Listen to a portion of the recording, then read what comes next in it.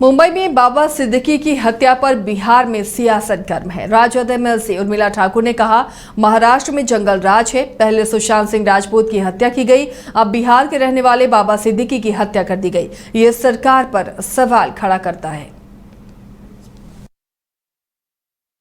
बाबा सिद्दीकी जो हैं बिहार के गोपालगंज जिले से आते थे और यह देश का दुर्भाग्य है और हमारे राज्य के लिए काफ़ी शोक और खेद का बात है। इससे पहले आप सुने थे और आपको मीडिया से जुड़े हुए लोग हैं, सुशांत सिंह राजपूत की हत्या हुई, एक होनहार बिहारी की हत्या हुई थी। तो ये काफ़ी चिंता का विषय है और वहाँ डबल इंजन की सरकार है। डबल इंजन की सरकार में लॉ एंड ऑर्डर ख़त्म है। जहाँ जहाँ डबल इंजन की सरकार है वहाँ मनबरहू और मनचलू का शासन है। वहाँ पर जो है पूरा जो है सत्ता में बैठे हुए लोग को फुर्सत नहीं है। अरे जो राज्य के आम आवाम की स्थिति क्या है, कौन लोग मर रहे हैं, कौन लोग डूब रहे हैं, ये किसी चीज़ पर इन लोगों को ध्यान नहीं है।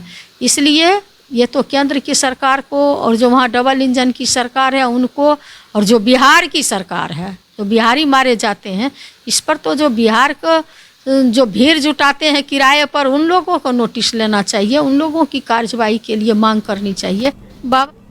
एनसीपी नेता बाबा सिद्दीकी की जिस तरह गोली मारकर हत्या कर दी गई, उसे लेकर अब सियासत तेज है और इसी को लेकर आरजेडी महाराष्ट्र सरकार पर निशाना साध रही है। आरजेडी के राष्ट्रीय उपाध्यक्ष उदय नारायण चौधरी और प्रवक्ता मृत्युंजय तिवारी ने कहा कि महाराष्ट्र में लॉ एंड ऑर्डर पूरी तरीके से फेल हो चुका है। पूरी प्लानिंग के साथ हत्या की गई है। हिंदू और मुस्लिम में उन्माद फैलाने के लिए इस तरह की घटना को अंजाम दिया गया है। देखिए, चाहे महाराष्ट्र, यूपी, वर्तमान में राजस्थान, मध्य प्रदेश, छत्तीसगढ़, बिहार और भारत सरकार,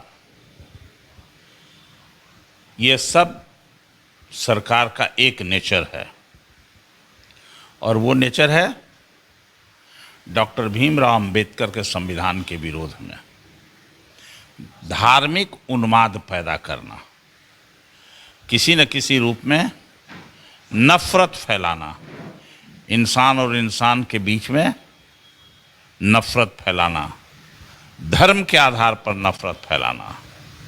और अभी जो नागपुर से रिपोर्ट निकल के आ रही है, जो भारत सरकार की स्थिति है, भारत सरकार अपने आप को संकट में मान रही है, राजनीतिक संकट में है, चूँकि वैचारिक बैंकरप्सी हो गई है उसके पास। तो अभी एक ही उनके पास मुद्दा है, धार्मिक उन्माद पैदा करना। और बाबा सिद्दीकी एक कद्दावर नेता थे, महाराष्ट्र में मंत्री रहे और काफ़ी अपने विचारों को बुलंदी के साथ रखते थे आम आवाम में, तो लोगों के मन में गड़ रहे थे वो। तो ऐसा प्रतीत होता है कि जो बाबा सिद्दीकी की हत्या हुई है वो पूर्ण रूप से एक साजिश के तहत हुई है।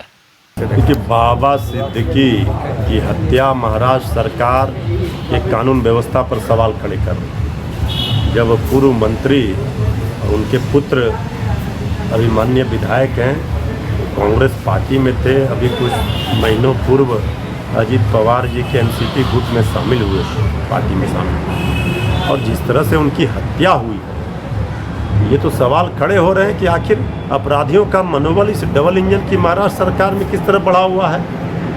अपराधी सरेआम जब खास लोगों को इस तरह मौत के घाट उतार रहे हैं, तो आम लोग तो वहाँ भगवान भरोसे है महाराष्ट्र में। अब बीजेपी बताए ये महाराष्ट्र में कौन सा राज है, इसे किस राज की संज्ञा दी जाएगी, बताना चाहिए। इस तरह से हत्या हुई है, ये बता रहा है कि शिंदे सरकार लॉ एंड ऑर्डर संभालने में, कानून व्यवस्था चुस्त दुरुस्त करने में पूरी तरह विफल रही है। देखिए,